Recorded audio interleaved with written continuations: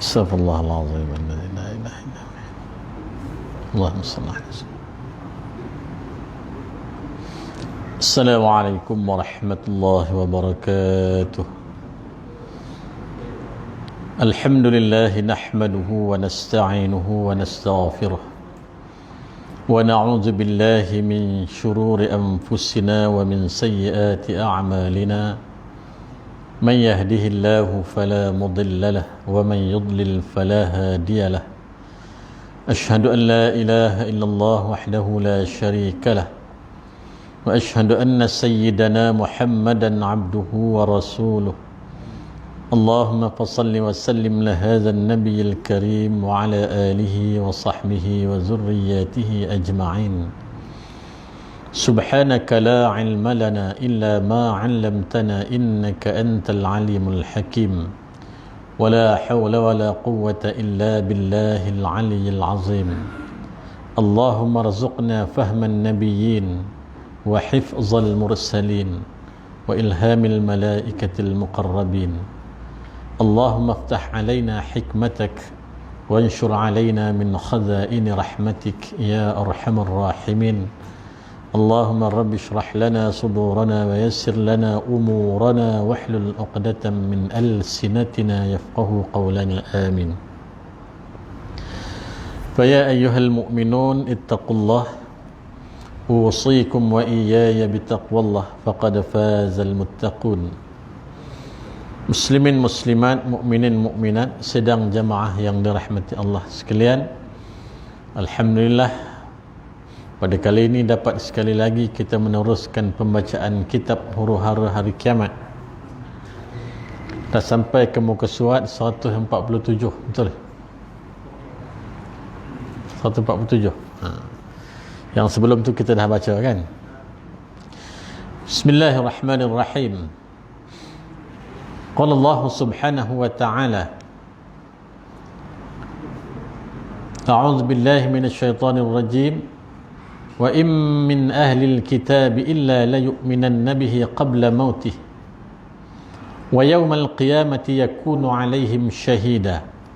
Ini tajuk hujung tentang turunnya Nabi Isa alaihi salam.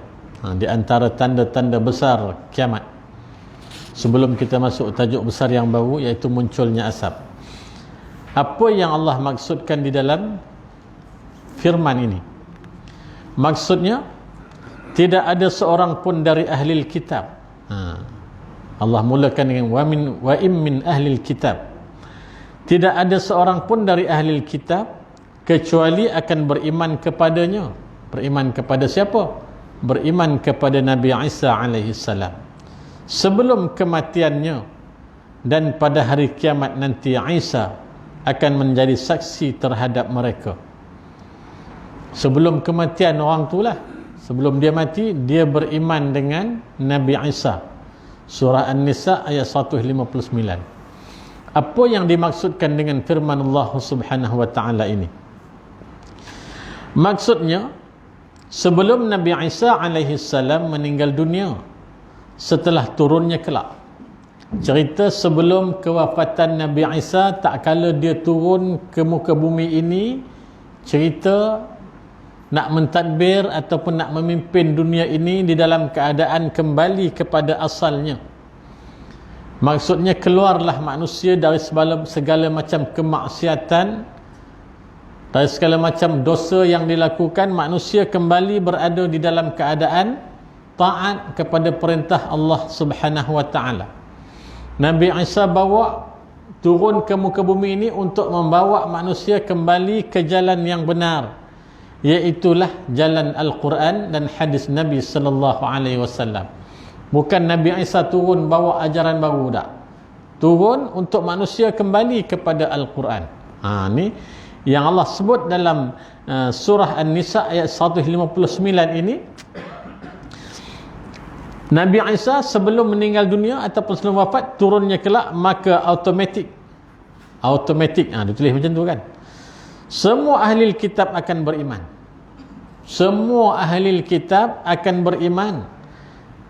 Kerana mahu bagaimana lagi kalau tidak beriman? Bila dah turun Nabi Isa betul-betul depan muka, nampak secara zahirnya, nampak sosok tubuhnya, bukan lagi dalam khayalan, bukan lagi dalam ilusi dan sebagainya, tetapi secara benar-benar Nabi Isa tu turun, tu dia, memang Nabi Isa sungguh. Jadi kalau dia tak beriman, dia nak macam mana lagi? Nak bukti dan pembuktian yang macam mana lagi? Memang itu seketul Nabi Isa. Tidak ada pilihan melainkan ahli kitab pada ketika itu beriman dengan Nabi Isa dan beriman dengan Allah Subhanahu wa taala. Artinya ketika itu barulah mereka menyedari benar-benar bahawa Isa itu ternyata memang hamba dan Rasulullah sallallahu alaihi wasallam, Rasul lah. Masa tu baru dia yakin dan percaya. Ahli kitab ni siapa? Yahudi Nasara lah kan. Ahli kitab ni masa ni baru dia yakin, oh memang Nabi Isa ni Rasul ni kata. Memang Rasul macam mana yang umat ini percaya dan yakin kepada Nabi Muhammad sallallahu alaihi wasallam.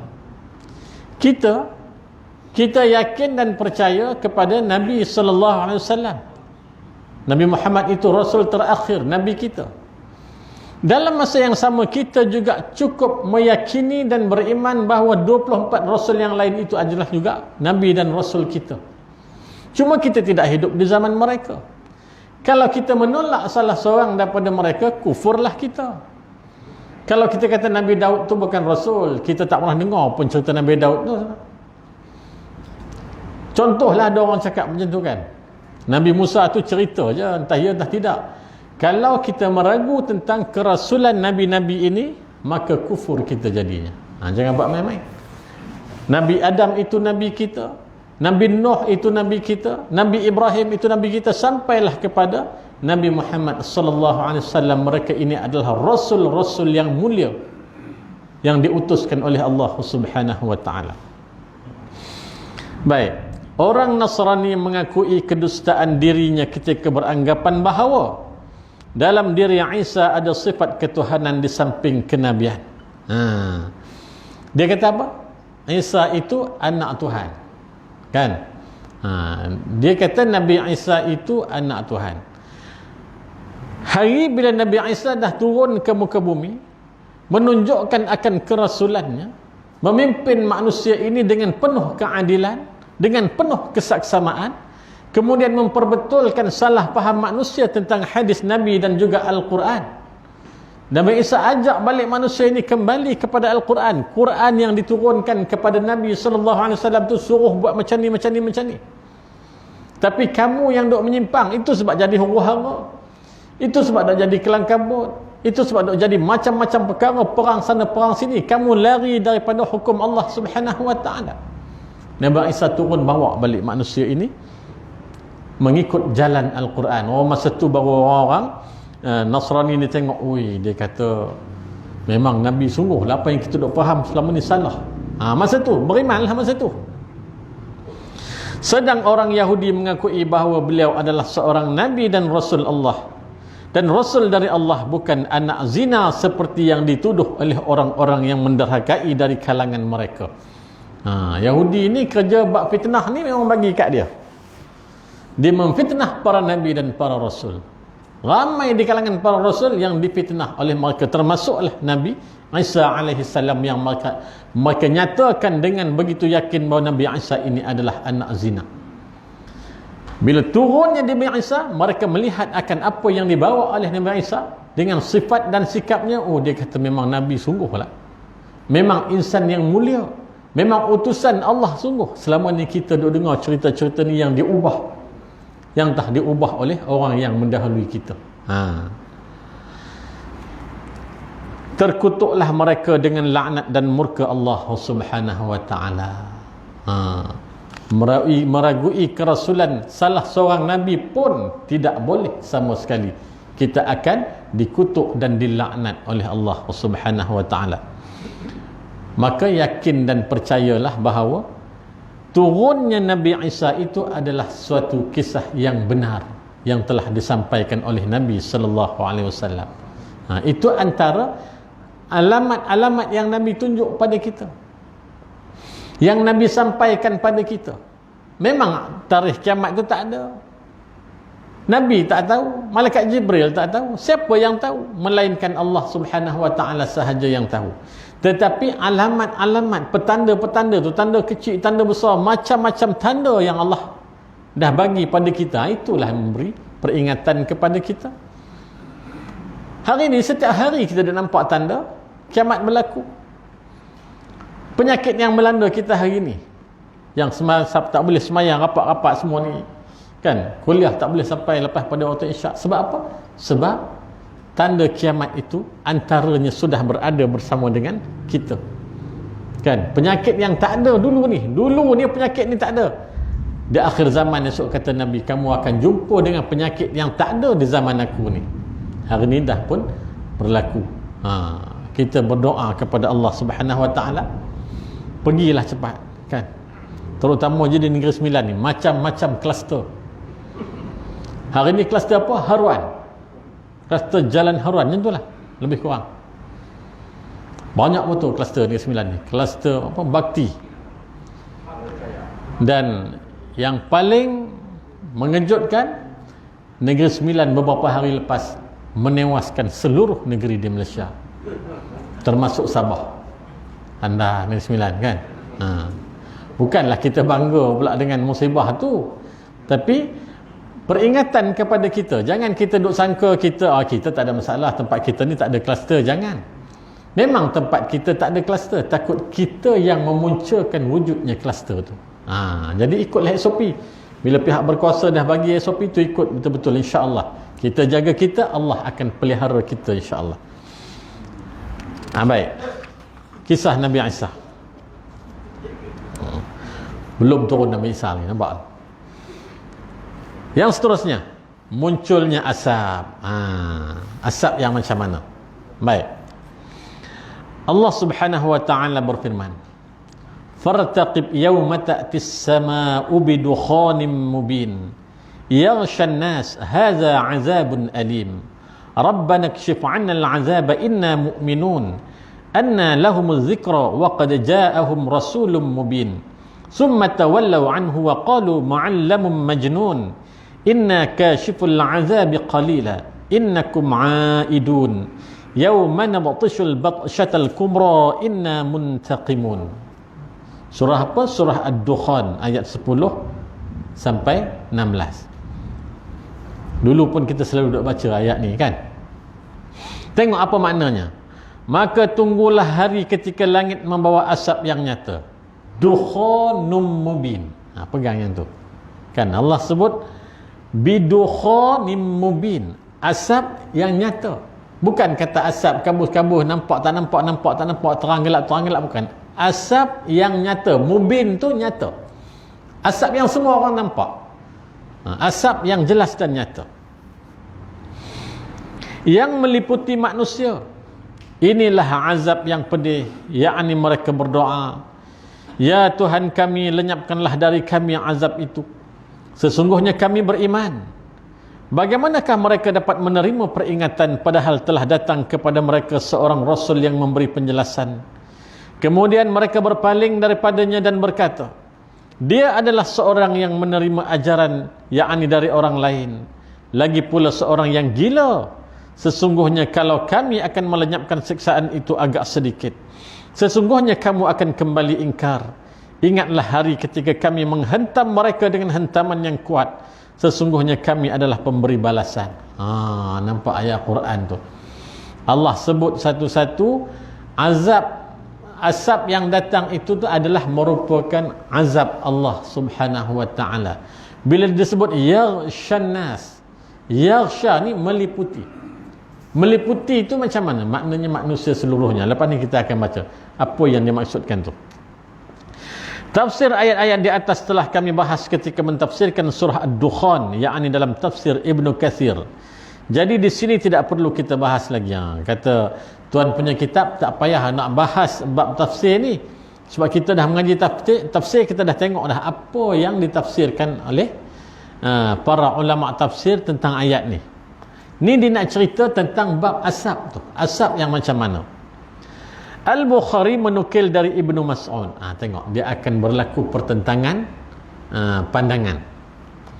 Al-Bukhari menukil dari Ibnu Mas'ud radhiyallahu an bahawa dia mentafsirkan ayat-ayat di atas dengan peristiwa yang dialami oleh orang-orang Quraisy ketika mereka mengalami kelaparan yang disebabkan kemarau panjang akibat doa Rasulullah sallallahu alaihi wasallam terhadap mereka. Ketika itu ada seorang dari mereka melihat seakan-akan ada gumpalan asap di langit, sangat laparnya. Ini Al-Bukhari meriwayatkan, dia kata Ibnu Mas'ud pernah menceritakan bahawa yang dimaksudkan asap ni, asap yang dilihat oleh seorang lelaki Quraisy tak kala mereka dilanda kemarau yang panjang.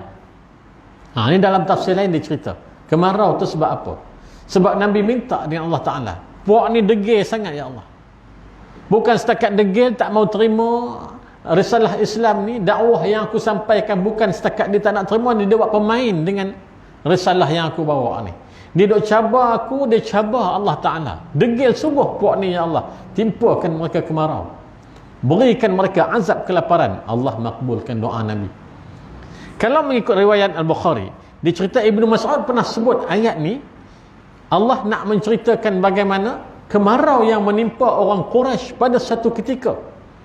Dalam keadaan lapar sangat tu, nampak tak nampak, lapar sangat tu, dia nampak macam asap, seketulan asap datang. Ini mengikut apa yang disebut oleh Al-Bukhari. Oi, banjir lagi kita kot malam ni. Minta janganlah kan, sampai balik okeylah.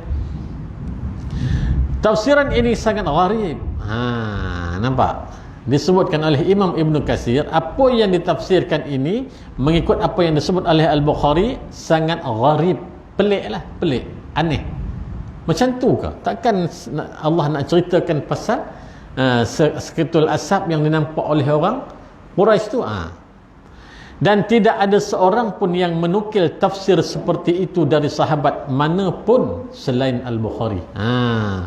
Maknanya majoriti ulama tafsir tidak melihat tafsir surah Ad-Dukhan ayat 10 sampai 16 ini tafsir yang dimaksudkan oleh Imam Bukhari itu. Tak ada seorang pun mufassirin yang meletakkan tafsir itu di dalam keadaan itu. Sementara sebahagian ulama mutaakhirin pun ada yang berusaha membantahnya. Maknanya dia nak sebut tafsir yang cerita tentang yang disebutkan, yang dikatakan daripada Abdullah ibn Mas'ud itu adalah terlalu lemah untuk dijadikan sandaran. Yakni membantahnya dengan keterangan yang terdapat di dalam hadis riwayat Abu Syarihah Huzaifah bin Usaid radhiyallahu an. Bantah para ulama ni bukan bantah macam kita. Kita ni bantah membuta tuli. Kan? Nasib baik semalam tak ramai bantah. 13 orang kan? Lulus juga. Ni nak tunggu sekali lagi ni tak tahulah. Peringkat yang ketiga kan? Peringkat yang ketiga. Kalau ada bantahan tak lulus, meloponglah ke WSP. Ni ramai dah yang bercadang nak keluar 10,000 ni kan? Dah keluar jangan diam-diam. Belanjakan kawan. Kan? Tapi harap-harap lulus lah kan? Baik. Bantah para ulama, mereka bukan bantah main bantah kosong macam tu, dia bantah dengan ilmu yang ada pada dia. Bukan macam kita main bantahnya, bantah saya tak setuju, ini tak betul, ini tak betul. Apa hujahnya? Tak ada hujah lah, hati tak setuju. Bukan macam tu. Bantah di kalangan ilmuwan Islam ini, mereka ada hujahnya. Baik. Apa hadis yang diriwayatkan Abu Syarih Huzaifah ni? Rasulullah sallallahu alaihi wasallam bersabda, "La taqumus sa'ah hatta taraw 10 ayat." Dalam ayat Quran ataupun hadis yang disebut ayat ataupun asyrat, itu maknanya tanda kiamat. Sesungguhnya kiamat akan terjadi sebelum kamu melihat 10 tanda. Nabi kata kiamat ni tak berlaku sampai kamu melihat 10 tanda. Yang kita dah baca dah sebelum ni kan, satu apa dia. Selanjutnya Rasulullah sallallahu alaihi wasallam menyebutkan antara lain dajjal, asap dan binatang melata. Dajjal, asap, binatang melata. Sebenarnya tiga-tiga ni belum kita nampak lagi. Belum lagi berlaku ketiga-tiga ni. Dajjal belum ada kan. Walaupun kita dah syarah panjang Dajjal tu macam mana kan. Yang tu bunga-bunga Dajjal nak keluar. Tapi susuk Dajjal yang sebenar macam mana hadis Tamim Ad-Dari tu belum keluar lagi. Belum Allah lepaskan lagi. Baik.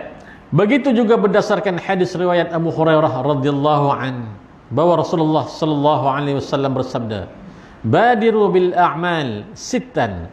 Cepat-cepatlah kamu beramal sebelum terjadinya 6 perkara. Yang tadi Nabi sebut 10, yang ni Nabi sebut 6. Samalah tu kan. Nabi sebut macam tu, maknanya tanda kiamat itu dia akan datang satu. Kamu akan tengok kalau kamu sampai masa dan ketika dan saat itu, kamu akan tengok, kata Nabi.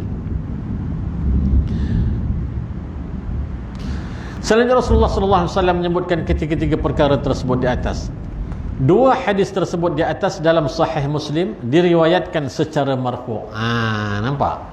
Itu sebab majoriti ulama tidak menerima tafsiran yang dibuat oleh Imam Bukhari berdasarkan kepada apa yang disebut oleh Ibnu Mas'ud. Sebab apa?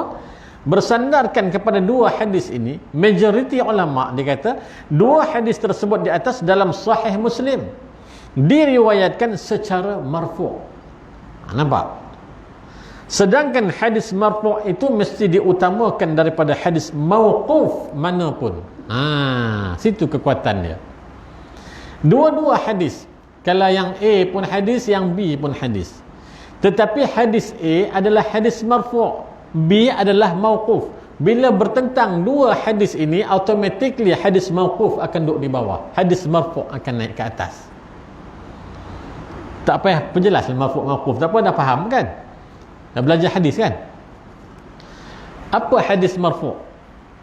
Hadis marfu' ini hadis yang disandarkan kepada Nabi sallallahu alaihi wasallam.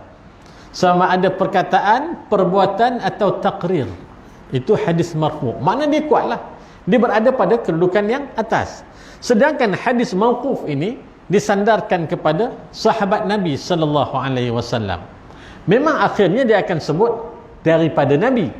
Tetapi dia sandarkan dulu kepada sahabat. Aku pernah mendengar Ibnu Mas'ud menyatakan begini. Sedangkan hadis marfu' dia sandarkan terus kepada Nabi. Nabi SAW pernah menyebut begini.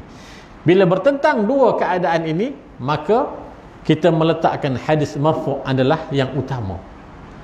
2 hadis inilah yang dipegang oleh majoriti ulama, nak mengatakan bahawa asab yang disebut daripada riwayat Ibnu Mas'ud itu adalah terlalu gharib untuk disandarkan sebagai penjelasan. Nampak keanehan dia di sana, pelik sikit nampak kan?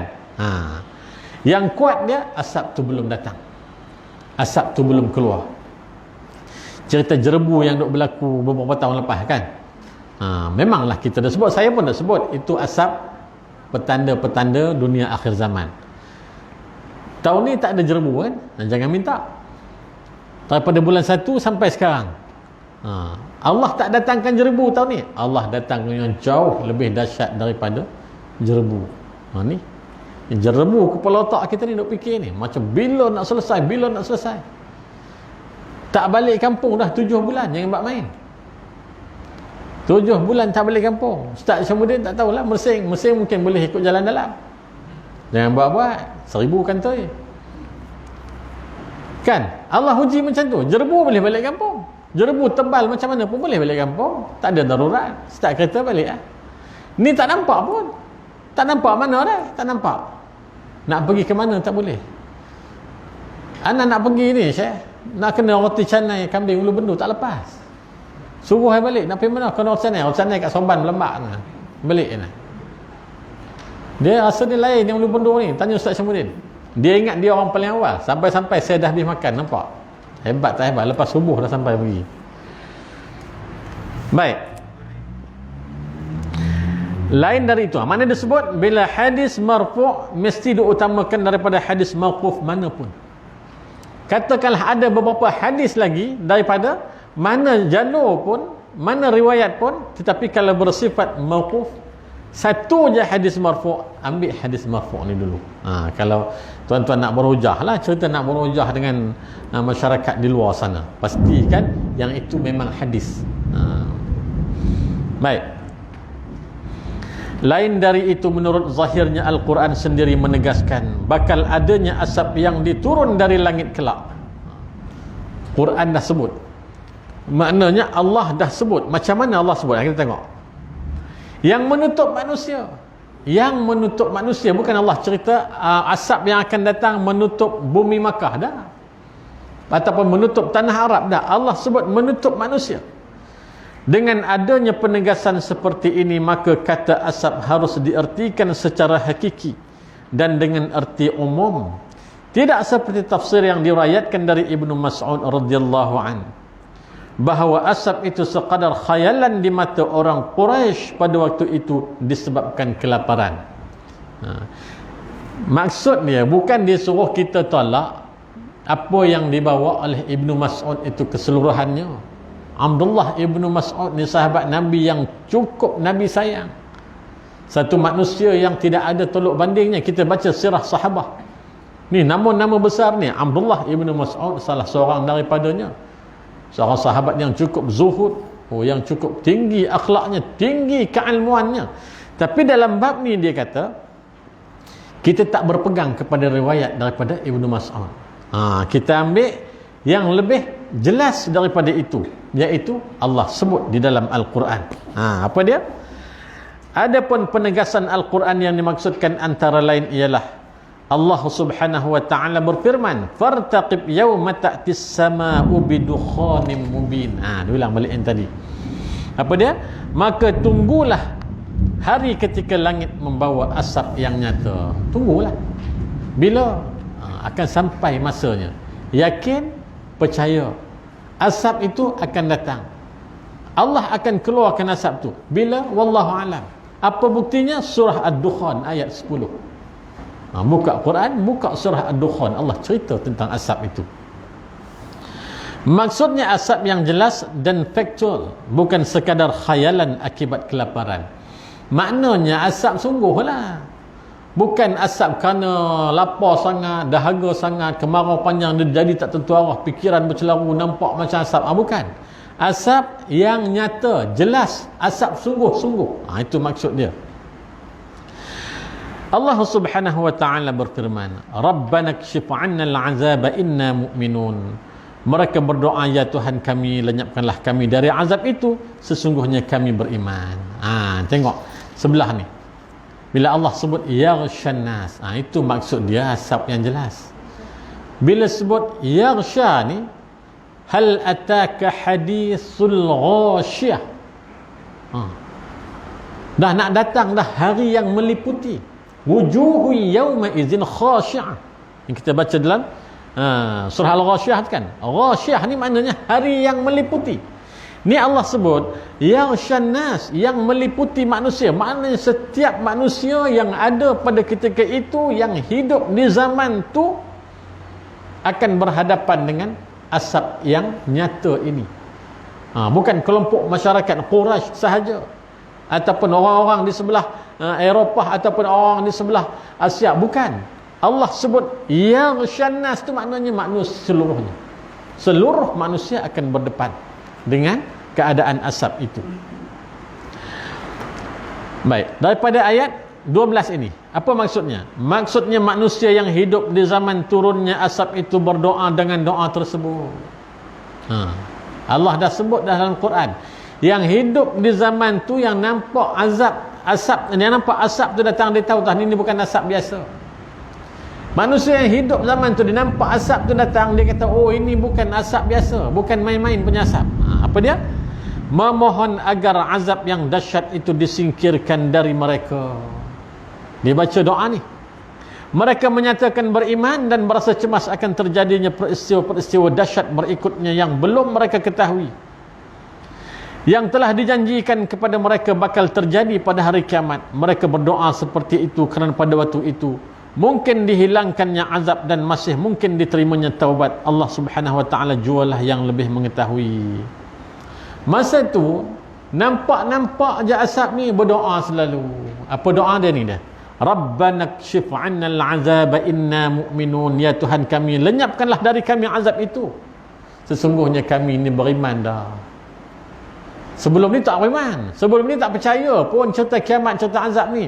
Nampak je azab, berdoa. Allah sebut awal lagi dalam Quran. Masa tu ini doa yang akan dia panjatkan. Hari ni boleh tak nak baca doa ni? Bacalah. Ini ayat Quran ni memang doa. Baca doa ni, Rabbana kshif 'anna al-'azaba inna mu'minun. Bila nak baca, bila-bila lah. Lepas sembahyang baca, ataupun bila masa nak baca, bacalah. Ni antara doa yang elok kita amalkan. Sebaik-baiknya kita baca doa ni bila? PM tepi kan, tak ada modal nanti kan. Tanya Ustaz Syamuddin, saya dah beritahu dia. Baik. Masa tu kenapa dia berdoa macam tu? Dia kata, ya Allah, azab ni teruk, ya Allah, hilangkanlah kami daripada azab ni, ya Allah. Kami ni beriman dah kami ni, ya Allah. Kenapa? Itu harapan terakhir. Itu harapan terakhir. Kalau masa tu Allah terima taubat mereka, maka selamatlah mereka. Kalau masa tu taubat sudah tidak diterima oleh Allah Subhanahu Wa Taala, nasib kau lah. Tu sudah sebut macam tu bawah tu. Hanya Allah Subhanahu Wa Taala jualah yang lebih mengetahui. Nak terima tak terima itu adalah urusan Allah Subhanahu Wa Taala. Kita berdoa je lah. Baik, doa ni kita doalah bila-bila kita ditimpa musibah, nampak musibah lah, nampak macam-macam bala datang, boleh baca doa ni, insya-Allah. Baik. Al-Bukhari meriwayatkan dari Masruq radhiyallahu anhu, dia berkata, suatu waktu di Kindah ada seorang lelaki bercerita. Lelaki ni dia cerita apa? Pada hari kiamat nanti akan datang asap masuk ke telinga dan mata orang-orang munafik, dan menimpa pula terhadap orang mukmin seperti orang yang terkena flu. Semua, flu bahasa Indonesia ni kan. Tentu sahaja kami terperanjat, lalu kami datang kepada Ibnu Mas'ud radhiyallahu an. Banyak cerita ni kan. Kata Masruq, waktu itu Ibnu Mas'ud sedang bertelekan, yakni mendengar itu. Dia marah lalu duduk selaya berkata, wahai orang-orang, barang siapa mengetahui sesuatu, yakni hadis, maka katakan sesuatu itu. Barang siapa tidak tahu, maka katakanlah wallahu a'lam, yakni Allah yang lebih tahu. Ini kerana termasuk ilmu ialah mengatakan wallahu a'lam untuk perkara-perkara yang tidak diketahui. Nampak?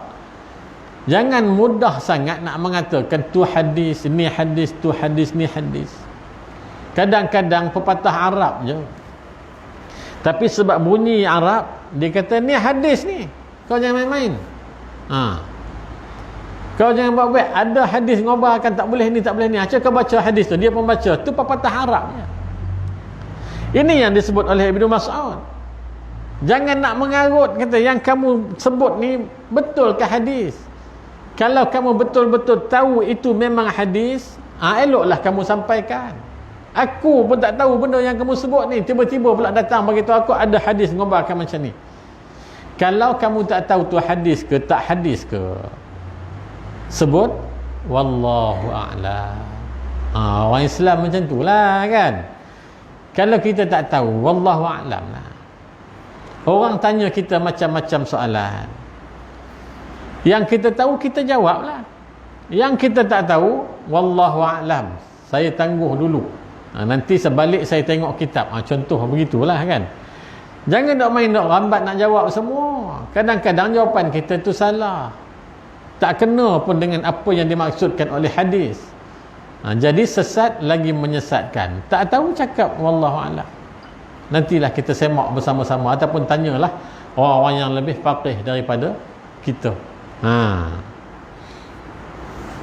Sesungguhnya Allah Subhanahu wa taala telah berfirman kepada nabinya sallallahu alaihi wasallam, qul ma as'alukum alaihi min ajrin wa ma ana minal mutakallifin. Katakanlah wahai Muhammad, aku tidak meminta upah sedikit pun kepadamu atas dakwahku, dan aku bukanlah termasuk orang-orang yang mengada-ada. Surah Sad ayat 86. Bila orang kafir Quraisy ni banyak sangat songenya, Allah kata Muhammad bagi tahu mereka, kau bukan makan upah. Duk sampaikan dakwah ni, duk sampaikan risalah Islam ni bukan dapat duit apa pun. Bukan dapat pangkat kedudukan apa pun. Lepas tu aku bukan jenis nak bawa cerita yang tak apa-apa cerita. Yang aku sebut ni Allah sampaikan melalui Jibril. Turunnya wahyu kepada aku yang dibawa oleh Jibril alaihissalam. Benda tu yang aku sampaikan. Kan ni fitnah ke atas Nabi. Nak cerita fitnah, Nabi lah orang yang paling banyak terkena fitnah di kalangan orang-orang sekeliling kan. Jadi ni Allah sebut dalam surah Sad ni, surah Nabi sampaikan kepada mereka. Tak ada masalah pun kalau kamu tak nak dengar, sebab benda ni bukan aku buat-buat. Benda ini datang daripada Allah Subhanahu wa taala. Orang-orang Quraisy dahulu memang bersikap acuh tak acuh untuk menerima Islam. Ini kalau kita baca kitab sirah, kita akan jumpa dengan benda-benda macam ni. Bagaimana penerimaan Quraisy ataupun kafir Quraisy terhadap Islam yang disampaikan oleh Nabi. Rasulullah sallallahu alaihi wasallam mendoakan mereka, ya Allah, tolonglah aku atas mereka dengan 7 tahun kemarau seperti yang terjadi pada masa Nabi Yusuf alaihi salam. Bila Nabi dah doa macam tu, Allah makbulkan tak? Duk main-main dengan agama ni, Nabi minta kepada Allah, tunjuk sikit puak-puak ni ya Allah, kekuasaanmu ya Allah. Yang aku sampaikan ni nak menyelamatkan mereka daripada azab neraka, nak mengeluarkan mereka daripada kesesatan. Tapi duk buat main-main pula dengan apa yang aku sampaikan. Tunjukkan kekuasaanmu ya Allah. Oleh kerana doa Rasulullah sallallahu alaihi wasallam itulah maka mereka ditimpa kemarau selama setahun. Setahun cukup dah. Kemarau ni tak payah setahun lah. Sebulan cukup dah. Kan? Kawan-kawan kita di Selangor tak ada air kan? Tak ada air kadang berminggu-minggu. Ya Allah. Gangguan bekalan air. Orang nak buat lawak dia kata apa? Semua jenis gangguan ada perubatan secara Islam. Satu je gangguan yang tidak ada perubatan, gangguan bekalan air. Kesian tu kawan-kawan. Adik saya duduk Selangor. Nak kata apa kan? Dah keadaan dia macam tu. Redha je lah kan. Baik. Nabi minta kepada Allah, Allah bagi setahun kemarau, di mana mereka mengalami kebinasaan. Mereka memakan bangkai dan tulang-tulang, sampai ada seorang yang seolah-olah melihat asap antara dirinya dan tanah. Oleh kerana itu Abu Sufyan datang menemui Nabi SAW lalu berkata, ya Muhammad, kamu datang menyuruh silaturrahim, tetapi kaum sendiri dibiarkan binasa. Maka berdoalah kamu kepada Allah Subhanahu wa taala, yakni untuk menghilangkan azab. Masa tu nampak Nabi balik. Abu Sufyan datang jumpa Nabi Muhammad, dia kata, kau ni bercerita pasal silaturrahim, cerita tentang bersatu padu, cerita tentang Islam ni agama kesatuan. Tiba-tiba kamu minta dengan Tuhan, kamu minta dengan Allah suruh binasakan darah daging kamu sendiri. Bangsa Arab ni bangsa kamu sendiri. Jadi sebab kamu dah minta mereka ini jadi macam ni, sekarang mintalah dengan Allah supaya mereka ini disembuhkan. Berhentikanlah kemarau yang panjang ni. Rasulullah sallallahu alaihi wasallam pun membacakan ayat berikut ini. Allah Subhanahu wa taala berfirman, "Fartaqib yawma ta'tis samaa'u bidukhanin mubin. Yaghshan nas hadza 'adzabun alim. Rabbana kshif 'anna al-'adzaba inna mu'minun." Doa ni Nabi baca. Ni yang ujung ni. Maka tunggulah hari ketika langit membawa asap yang nyata yang meliputi manusia. Inilah azab yang pedih. Mereka berdoa, ya Tuhan kami, lenyapkanlah dari kami azab itu, sesungguhnya kami beriman. Akan tetapi dapatkah kami menghilangkan dari kamu azab akhirat apabila telah datang? Azab dunia ni aku minta hari ni, minta dengan Allah. Okey, Allah perkenankan kemarau ini berhenti, makanan ada balik, binatang ternakan sihat balik, kamu boleh makan, terlepaslah kamu daripada azab. Tapi azab akhirat besok kamu lepas dah. Kamu lepas dah azab akhirat itu. Sebab apa? Berkat doa Rasulullah sallallahu alaihi wasallam itu benar-benar telah diselamatkan dari azab dunia. Tetapi kemudian mereka kembali menjadi kafir semula. Nampak? Nabi duk nampak dah. Puak ni acah-acah je. Dia acah-acah je bertaubat, acah-acah je beriman. Bila dah elok balik, dia dapat balik kehidupan dia, dia buat balik kerja-kerja mengkufurkan Allah Subhanahu wa taala. Ini yang berlaku. Pengajaran kepada kita. Penutup ni dah bunyi loceng, kena berhenti. Pengajarannya, jangan masa susah nampak Allah Ta'ala. Masa susah ke, masa senang ke, masa sihat ke, masa sakitnya, Allah itulah tempat pergantungan kita. Jangan bila kita ditimpa wabak, bila kita diserang dengan berbagai-bagai pandemik apa dan sebagainya, masa itulah kita nak berdoa kepada Allah, minta ampun sungguh dengan Allah. Allah dah tarik pandemik ni, esok balik kepada perangai lama, berjoget apa dan sebagainya, berhibur tak tentu arah, kan? Ini pengajaran yang dah ada berlaku di zaman Nabi. Hari ini kalau kita nak jadi orang yang benar-benar yakin akan janji-janji Allah, buat sungguh-sungguh, waktu senang ke waktu susah, Allah tempat kita bergantung. Tidak ada benda lain yang boleh kita letakkan pergantungan, sebab kita orang beriman. Jadi insyaAllah kita akan sambung. Sikap mereka seperti itulah yang diingatkan Allah Subhanahu wa ta'ala dalam firman-Nya, yauma nabtishul batshatal kubra inna muntaqimun. InsyaAllah kita akan sambung pada bulan hadapan. Aqul qouli hadza wa astaghfirullahal azim li wa lakum. Assalamualaikum warahmatullahi wabarakatuh.